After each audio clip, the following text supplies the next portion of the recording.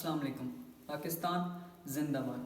آج کا جو میرا موضوع ہے وہ ہے کچھ بڑی بات تھی ہوتے جو مسلمان بھی ایک۔ تقسیم، تکفیر اور فرقہ واریت کو آپ اس طرح سے سمجھ سکتے ہیں کہ بعض دفعہ قوموں کی زندگی میں وہ لمحہ آن پہنچتا ہے کہ ان کو ایک چیز کا انتخاب کرنا پڑتا ہے، یا وہ اپنا ملک بچا سکتے ہیں یا وہ اپنی پارٹی بچا سکتے ہیں۔ اگر ہم دنیا اسلام کو ایک ملک تصور کریں اور جتنے بھی ہمارے فرقے ہیں ان کو پارٹی تصور کریں تو میرے خیال میں وہ وقت آن پہنچا ہے کہ یا ہم اپنا دین بچا سکتے ہیں یا ہم اپنا فرقہ بچا سکتے ہیں۔ دونوں اکٹھے نہیں بچ سکتے، یا آپ اپنا دین بچائیں گے یا آپ اپنا فرقہ بچائیں گے۔ پھر ایک چیز کو انڈرسٹینڈ کرنا بہت ضروری ہے کہ ایک ہوتی ہے فرقہ واریت اور ایک ہوتا ہے اختلاف رائے۔ اختلاف رائے برا نہیں ہے اگر وہ لاجیکل بنیادوں پر ہے، ریشنل ہے، علم کی دلیل پر قائم ہے تو وہ برا نہیں ہے، لیکن اگر آپ اس کی بنیاد پر قتل و غارت شروع کریں گے، تشدد شروع کریں گے، ایک کو کافر کہہ کر اس کے قتل کے فتوے جاری کریں گے، اس کے پیچھے لوگوں کو لگا دیں گے یا سوسائٹی میں آپ مار دھار کریں گے تو یہ جو چیز ہے یہ ڈسٹرکشن کی طرف لے کر جاتی ہے۔ اقبال اس چیز کی نفی کرتے تھے۔ پھر آپ دیکھیں کہ جو سیکٹیرین پالیٹکس ہے، قائد اعظم کے نزدیک ہندوؤں کو فیس کرنا ایک الگ چیلنج تھا، کانگریس کو فیس کرنا ایک الگ چیلنج تھا، اور جو ہمارے سیکٹیرین اسکالرز ہیں ان کو فیس کرنا الگ چیلنج تھا۔ جنہوں نے قائد اعظم کی تکفیر کی، پاکستان کو فراڈ اعظم کہتے تھے، قائد اعظم کو کافر اعظم کہتے تھے، تو آپ دیکھیں کہ کس طرح قائد اعظم نے پاکستان کو ان چیزوں سے نکالا۔ پھر آپ دیکھیں کہ جو سیکٹیرین اپروچ ہے، خلافت راشدہ یہ بھی تکفیر کی وجہ سے ٹوٹی۔ حضرت علی کو قتل کرنے والے کا نام کیا تھا؟ آپ کو شہید کرنے والے کا نام کیا تھا؟ وہ بھی کلمہ گو تھا، لیکن تکفیر کی، خلافت راشدہ ٹوٹی۔ پھر آپ اپنی خلافت عثمانیہ دیکھیں، عربوں نے ترکوں کی تکفیر کی، خلافت عثمانیہ ٹوٹی۔ میرے خیال میں مسلمانوں کی پہلی خلافت خلافت راشدہ تھی اور آخری خلافت خلافت عثمانیہ تھی۔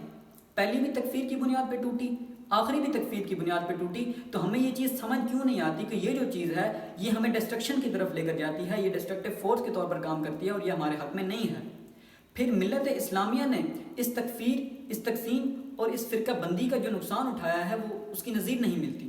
آپ دیکھیں کہ آپ کی جتنی خلافتیں تھیں وہ فرقہ واریت کی بنیاد پہ ٹوٹی، جتنے آپ کے ادارے تھے وہ فرقہ واریت کی بنیاد پہ ٹوٹے، آپ کے جتنے ممالک تھے وہ فرقہ واریت نے کمزور کیے۔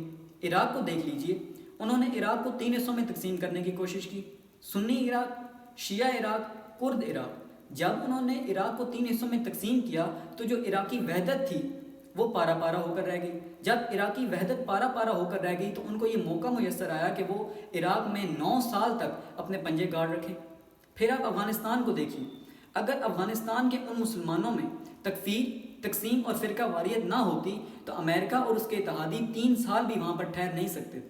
پھر آپ دیکھیں کہ اس تقسیم اور تکفیر اور فرقہ واریت کا جو نقصان ہے وہ ڈائریکٹ، وہ براہ راست جو ہے وہ گنبد خضرا کو ہو رہا ہے۔ اس تکفیر کا نقصان وہ براہ راست وہ آبروئے مصطفیٰ کو ہو رہا ہے، وہ براہ راست وہ ناموس رسالت کو ہو رہا ہے۔ پھر ہم یہاں پر ایک نعرہ لگاتے ہیں کہ حرمت رسول پہ جان بھی قربان ہے۔ اگر حرمت رسول پہ جان قربان ہے تو میں آپ کو خدا کا واسطہ دے کر کہتا ہوں کہ اس تقسیم، تکفیر اور فرقہ واریت کو چھوڑ دیں۔ اقبال اس بارے میں کیا کہتے ہیں کہ بتانے رنگ و خون کو توڑ کر ملت میں گم ہو جا، نہ تو رانی رہے باقی، نہ ایرانی نہ افغانی۔